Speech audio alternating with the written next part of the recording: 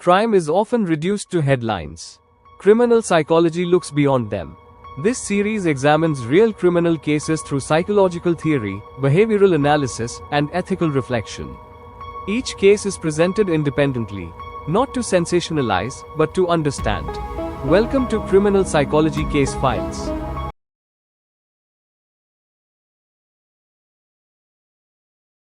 Today, we've got an absolutely wild story for you about a man known as Mr. Natwarlal. And honestly, his story is less about the crime itself and more about, well, us. It's a fascinating and maybe a little unsettling look into the vulnerabilities baked right into the human mind. I mean, just let that sink in for a second. We're not talking about some petty theft here. This one guy, he sold the Taj Mahal, the Red Fort, even India's Parliament House. And get this. He didn't just do it once, but multiple times, to actual people for cold, hard cash. So how did he do it? Well, there were no weapons involved. And absolutely no violence. His secret weapon? It was just pure confidence. That's it. He had this incredible, almost weaponized understanding of how we think. And believe me, this isn't some tall tale. It's a real-life case study in criminal psychology. All right, so who was this guy? Let's peel back the layers and open the case file on the man, the myth, the legend, Mr. Natwarlal. His actual name was Mithilesh Kumar Srivastava, and yeah, he was a real person, operating all across India for decades in the mid-20th century. And everywhere he went, he left behind a trail of completely bewildered victims and equally baffled police. So his method of operation, I mean, it was a work of art, really. He'd impersonate these super high-ranking government officials. He'd have these incredibly convincing forged documents. He didn't just look the part, he embodied it. He used that deep-seated trust we all have in authority to sell things that, well, they're not just priceless, they're national symbols. And get a load of this number.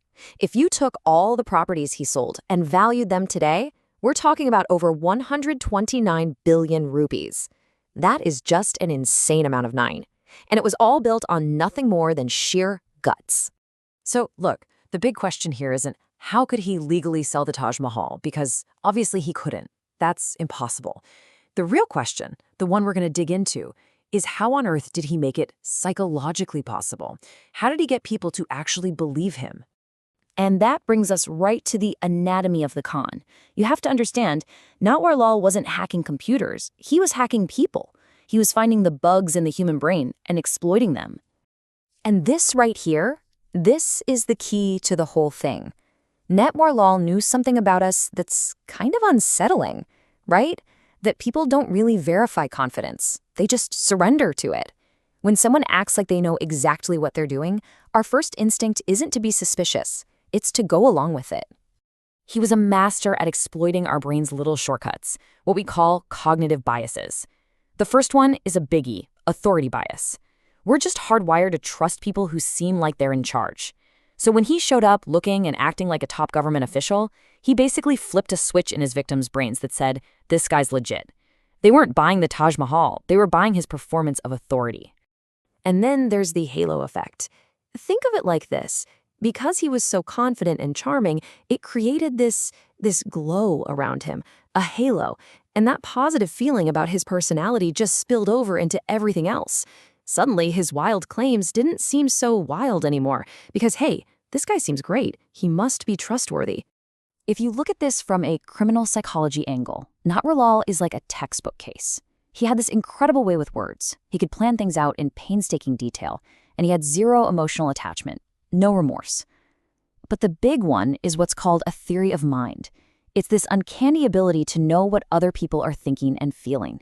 He could basically get inside their heads, predict their every move, and play them like a fiddle. Now, it's really easy to hear all this and kind of get swept up in the story, right? The myth of the genius criminal. But we have to push past that and talk about the very real damage he left in his wake. There's this tendency to romanticize guys like him, to turn them into folk heroes. But let's be clear about the reality. On the one hand, you have the myth of this brilliant, nonviolent mastermind.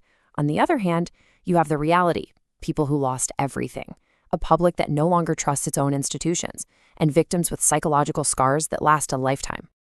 And this is maybe the most important thing to remember. An absence of violence does not mean an absence of damage. Just because you can't see the scars doesn't mean they aren't there. So, when we look back at this whole unbelievable story, what's the lesson? Well, it turns out to be a really powerful case study in trust. Look, this was never about celebrating a criminal genius. This was about pulling back the curtain to see how it all worked. It's a psychological case study that shows just how fragile our trust can be and how easily our respect for authority can be used as a weapon against us. And that really leaves us with one final thought, something to chew on. In our own lives, whether it's at work, with our friends, watching the news, how often do we trust confidence instead of proof? How often do we just surrender?